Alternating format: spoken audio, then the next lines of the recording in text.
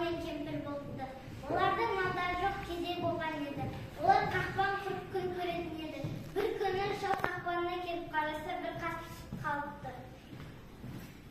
Мен сені сойып жеймін.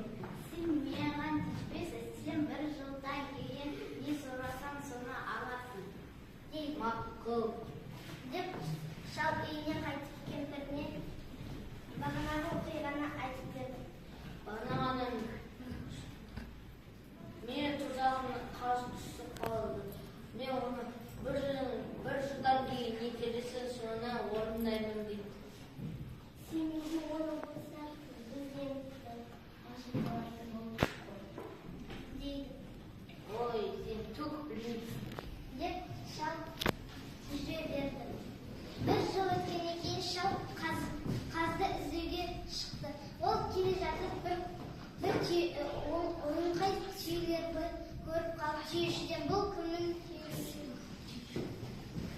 Бұл кімнің түйелері? Бұл Қазбайдың түйесі. Солай ма? Шал бұрынғы қаз деп ойлап қалды. Сосын ол келе жатып бір қойшыға кездесті. Қойларды көріп қойшыға келіп. Бұл кімнің қойлары? Ол Қазбайдың қойлары. Қазбайдың басқа не бар? Үш түрлі зат бар. Қандай? Ол қандай? Біз қазан пісірді, бәрі піседі.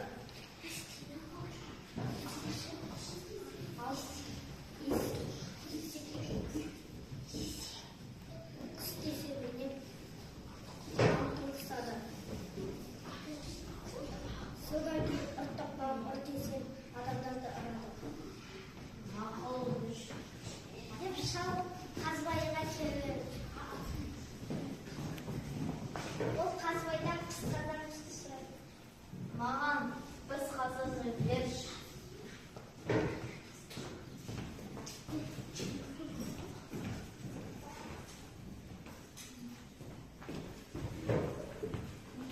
Сен біз қазаны пісірсең, әр түрлі тамақ пісіреді.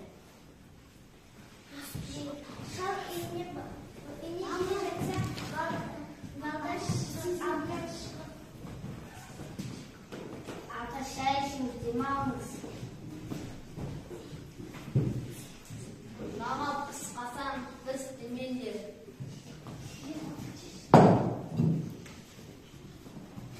біз қазан біз. Әртүрлі тамақтар піскенде балдар оны сондай қазанмен асып қояды.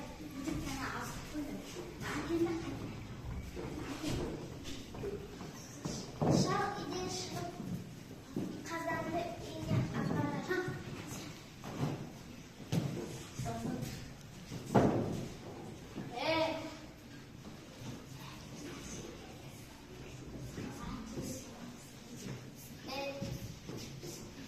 Біз қасам біз. Дегенде әртүрлі тамақ піскен жоқ. Ол қайтып Қазбайға барады.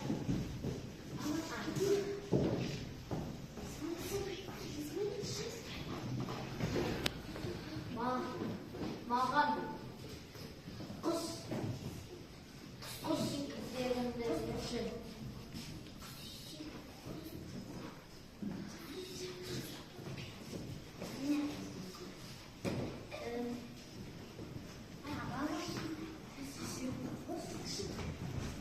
Ол енегезінде алдынан тағы балдар шығады. Ата демалыңыз, шай ішіңіз.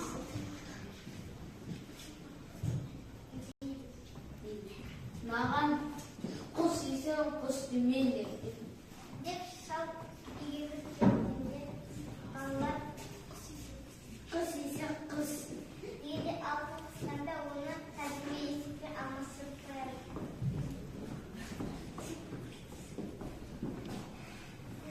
Шал үйден шығып есекті алып қайтады.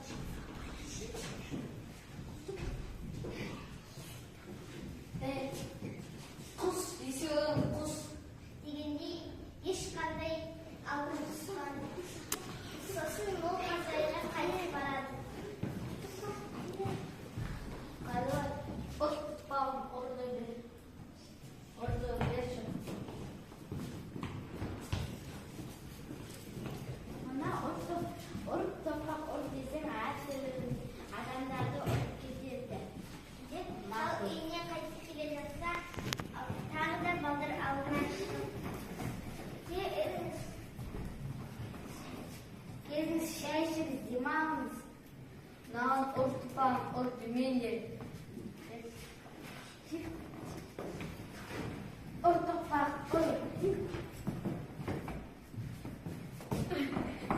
ойбай ойбай.